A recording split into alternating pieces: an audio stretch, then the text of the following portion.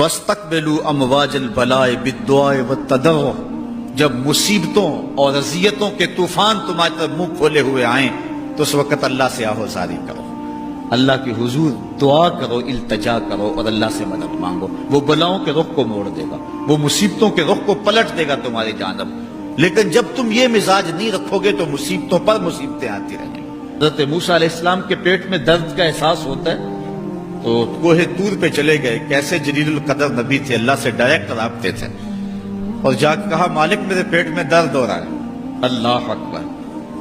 گھر کے نجی معاملے بھی رب سے ڈسکس کرتے تھے، اور کوئی جو ہے وہ ایسی چیز ہوتی وہ بھی رب سے ہی عرض کرتے تھے۔ کہا میرے مالک میرے پیٹ میں درد کا احساس ہو رہا ہے، دوائی کی پوری لینی ہے تو وہ بھی جا کے کوہ طور سے رب سے ہی لیتے تھے۔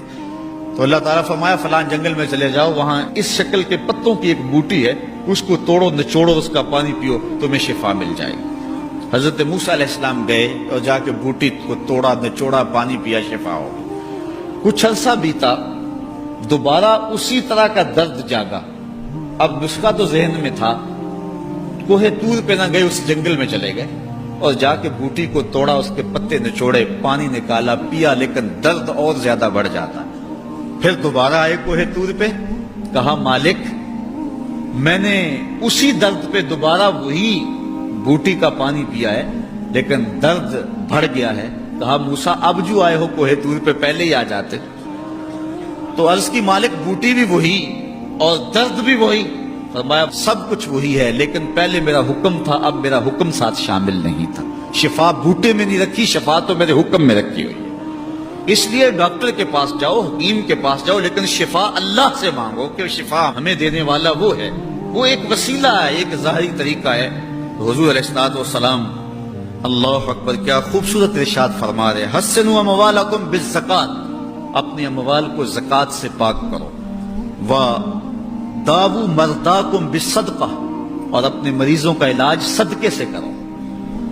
حضور علیہ السلام نے ارشاد فرمایا کہ بندہ کہتا ہے میرا مال، اس کے مال تین ہیں۔ ایک مال وہ جو اس نے کھایا اور ضائع کر دیا، دوسرا اس کا مال وہ ہے جو اس نے پہنا اور پرانا کر دیا، اور تیسرا اس کا مال وہ ہے جو اس نے آگے بھیج دیا۔ فرمایا باقی اس کے وارثوں کا ہے، اس کا نہیں ہے۔ اس لیے ہم راہ خدا میں خرچ کرنے کا مزاج بنائیں، اس سے مال گھٹتا نہیں ہے، اس سے مال بڑھتا ہے۔ بلکہ جب راہ خدا کے اندر ہم خرچ کرتے ہیں تو ہمارا جو دوسرا مال ہے وہ بھی پاک ہو جاتا ہے۔ اللہ کے محبوب کا ایک فرمان سنیے جس کو حضرت حسن بصری رضی اللہ تعالیٰ عنہ بیان کرتے ہیں، حسنوا اموالکم بالزکات وداووا مرضاکم بالصدقہ واستقبلوا امواج البلاء بالدعاء والتضرع۔ فرمایا کہ اپنے مال کو، اپنے اموال کو زکات سے پاک کرو اور اپنے مریضوں کا علاج صدقے سے کرو، اور جب مصیبتیں اور بلائیں تمہارا رخ کریں تو پھر دعا سے اور اللہ کے حضور زاری سے اللہ کی مدد چاہو۔ آج ہم صدقے کا مزاج بہت کم کر چکے ہیں۔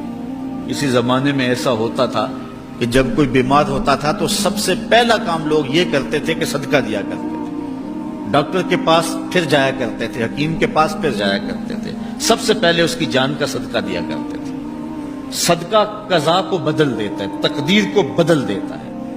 صدقہ سے اپنے مریضوں کا علاج کرو۔ اصل ڈاکٹر کے پاس جانا، علاج کروانا سنت ہے، اس کی ممانعت نہیں ہے، لیکن یہ بات ہمیشہ ذہن میں رکھیے گا کہ ڈاکٹر کے پاس دوا ہے، شفا نہیں ہے، شفا اللہ کے دستے کرم میں ہے۔